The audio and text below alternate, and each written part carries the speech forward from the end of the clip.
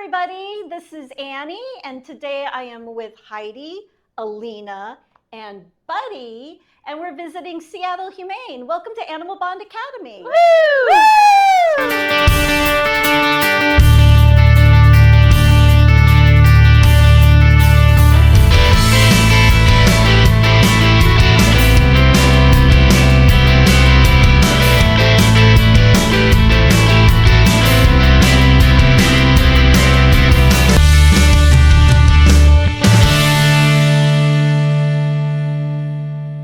There's really cool things about working for a larger organization like Seattle Humane and having that reputation in the community, which is, I guess, part of what brought me here. But there's, some things that the little tiny rescues do so well, and because they do their jobs well, we're able to do our job well. And I think it's nice to recognize that. Like, we do really wonderful things. We have a state-of-the-art veterinary hospital.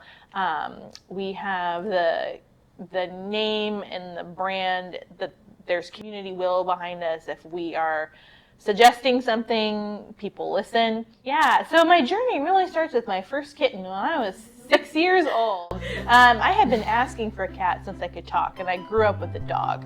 So that was always kind of the missing piece. It's like, I love my dog, I want a cat so bad. We came to Seattle Humane, and Seattle Humane was closed. So I did adopt my first kitten that day. It just was not from Seattle Humane. I got my kitten in the way that many people get their animals, which is just through like friend of a friend. We heard that someone down at the local grooming shop had a litter of kittens in a crate and they were giving them away. I got my first kitten, and that was a learning experience. It hadn't ever been the right time to get an animal from here until I was an adult and married and had my first house, and I heard the message on the radio, it's gonna be Catapalooza this weekend. And, kittens are $25 and cats are free or whatever it was. And I was like, oh yeah, Seattle Humane's a place. We're thinking about getting a pet. Let's just see what's out there. But we came in and we're like, yeah, we want a male black kitten. And we left with a female adult white cat. With long hair, and we had wanted short hair. So your animal does pick you. So we adopted the cat, but then that is how I learned about the education programs that were at Seattle Humane. I really wanted to get involved, so I got involved as a volunteer. I was still working in the school district at that time, but I didn't have my own classroom. So it was a good time for me to volunteer. So I have always loved animals, and I also really like teaching, and I wasn't really sure how those two things were going to work together. And my path kind of started down an environmental side, and I wanted to teach about the environment, and I wanted to be more in like a park setting and teach about the environment.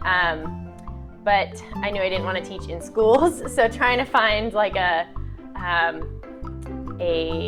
somewhere that I could teach that wasn't in a school was challenging to get that experience. And then so I jumped at the chance to work at Seattle Humane. I grew up in this area like 15 minutes away from here, so it was always kind of on my brain that this was here. And then when I saw the opening come up, it was an exciting opportunity for me to join. But I focused a lot on animal behavior, which was a really cool subject to kind of get into. And then when I came back up here, I didn't really know what I wanted to do. It was kind of working with different parks, and then discovered that the programs that I really liked doing as a volunteer were with animals. And so I kind of reorganized where I thought I was going to end up, and this just kind of dropped into my lap. And I love being here. I love working with Heidi and all of the animals that we get. I focused a lot on inquiry learning and learning with animals in the STEM field. And when we're working on lessons, it's been helpful to kind of bring the inquiry part and like make sure that kids are learning for themselves and are able to find out the answer on their own, and not just have us tell you that this is how you meet a dog, but kind of going more of like, how do you think it would make you feel if I went like this at you? So I focus a lot on our Scout program. We started we had programs for Scouts before I started, and then when I started, Heidi was like, this is your thing.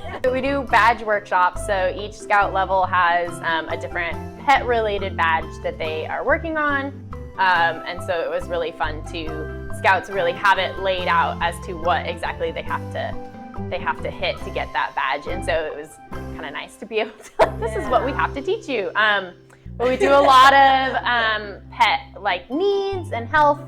And then we also have like a wildlife. There's one badge that's focused on wildlife in your area and living with wildlife, and that's something I'm really passionate about, so I really like that lesson. And then we also, as the older levels you get, we kind of focus on careers and animal-related careers, and then how can you make a difference, and volunteerism in the community and community service.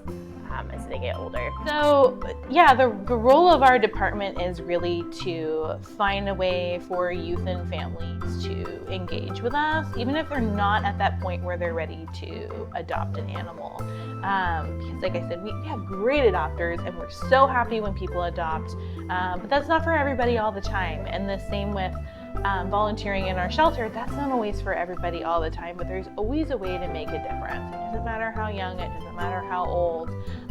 There are just things that only our communities can do in our communities. Alina and I can't go out and spread the gospel of spay neuter ourselves everywhere. And there's that's not an issue in every single community, but every community has something where they can work to bettering the lives for animals. Again, we've been on the same parcel of land since the 1970s, and so what happened is you start in an old veterinary clinic, and then you need a trailer over here, you build an admin building over here. Everything, all the animals, all the staff are under one roof now, which is so fun.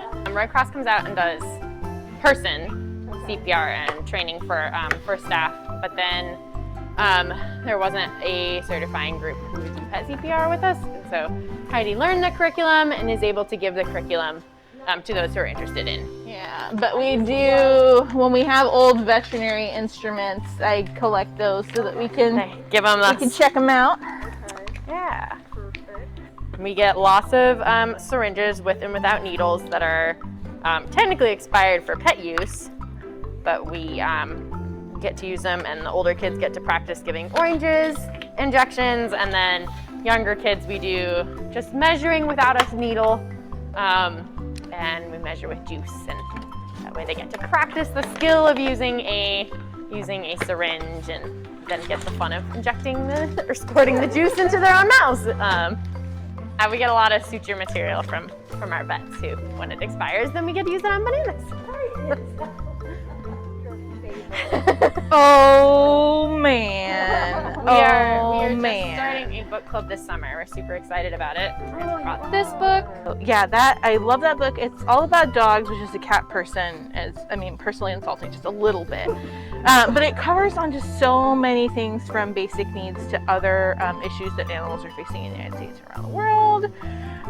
This is a local author, the one for a pit bull named Joey. And that's a really great story. And we love to also make sure that people don't have particular assumptions about breeds. I just went through the Red Rover Readers program, and this author actually was part of my course group. So that was really cool to kind of see how she wrote this and the reason she wrote this.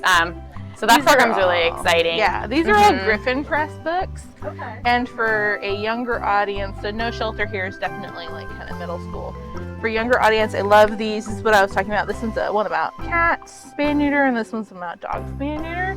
And that one's great for helping people understand other breeds. But you cannot miss with this publisher. It's my favorite. Yeah. And then we also, another local author is Wendy Wallman. She just came out with a new book that is talking about pet loss. But I love these for body language for younger kids, because again, just having it in that narrative, and her artwork is gorgeous. She does all of these illustrations as well. So, big message is that all dogs are individuals.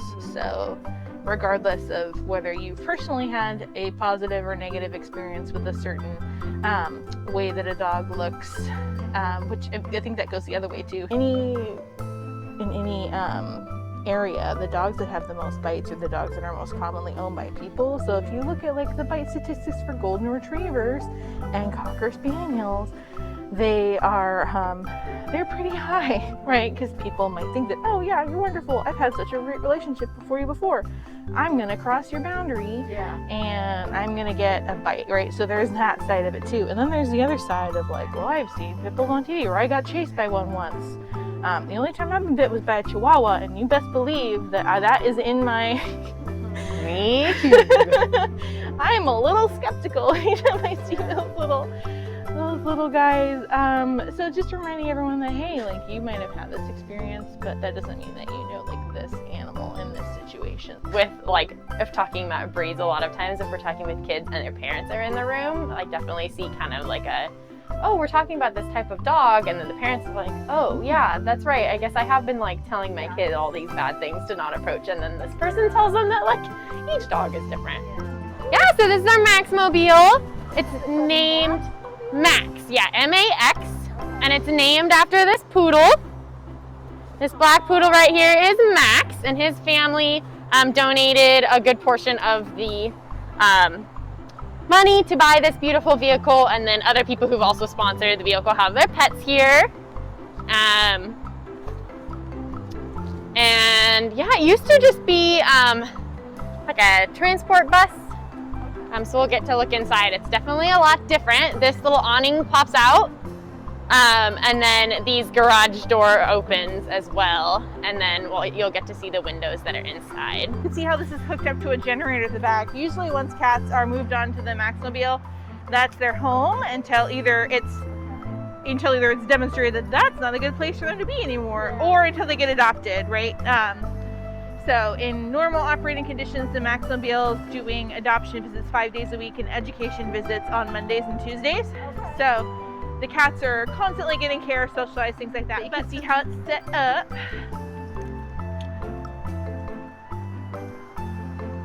So these are just, rollaway windows. Boop-a-doo! So you have the whole space. Somebody's been adopted! Yay! Great way to get those animals some exposure and also get our name out there in the community. People see us driving by the highway and yeah, so we border right on one of our like protected areas for the county, for the city of Bellevue, and so that sign there just mentions that this is an area, and so in order for us to build here, they had to get special permits, and they had to promise that they would keep a certain amount of the space a natural zone. So you can see like the snag tree there. We have lots of woodpeckers in that one.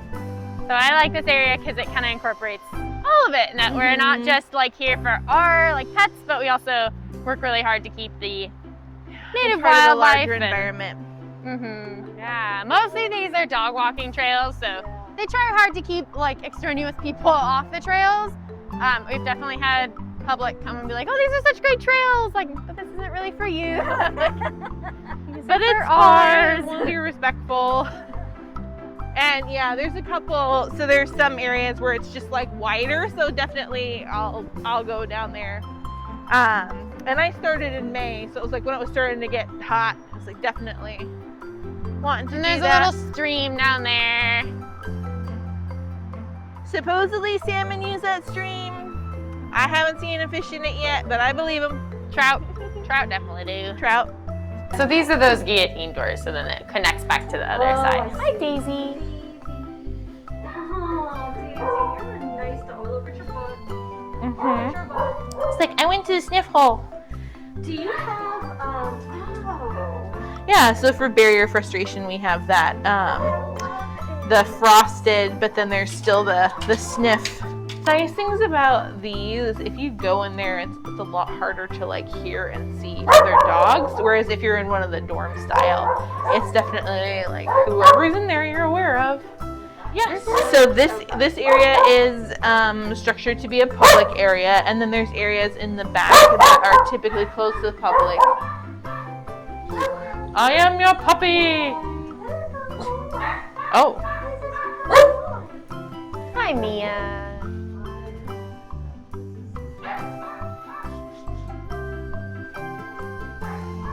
Oh, yep, there they are. Recruiter room. Hi, Hi, baby. So many babies. Oh, there's a lot. No wonder they were like, please, please, please take the critter. Yeah. So they've divided up boys and girls now. Look, just snuggle you. Hi, little one. You're okay. You're okay. So yeah, they were all together and with one of our foster coordinators. And then she said that they needed to come back because they had started chewing on her bathroom door. They've been socialized since day like 1. So they're used to people. They're just also just very aware that they're small. They're rabbits. You guys are really cute. Hi, babies. They are 1 month, it looks like. Yep. But these rooms, if we know that the cats are reasonably friendly, we will have people just go in. Okay. So like we can go in here because they're both, I'm looking at them, they're both green handling level. Okay. And they've been here for a while, they're kind of used to it. But what we used to use these rooms for is, yeah, bonded pair, great, but we would also do cats that seem shy and we wondered if they wanted to be near a friend. Not that they would have to be adopted together, but just to see if that attention would be good. And we have had, 4 to 5 cats in one room. So we've been following like the fear-free methodology, and they say like, yeah, 2 cats, great. Like if you want to try and introduce 2 cats because you think that they need that kind of enrichment, then do that. But usually more than that is kind of difficult, the type of social grouping that these cats would want to have.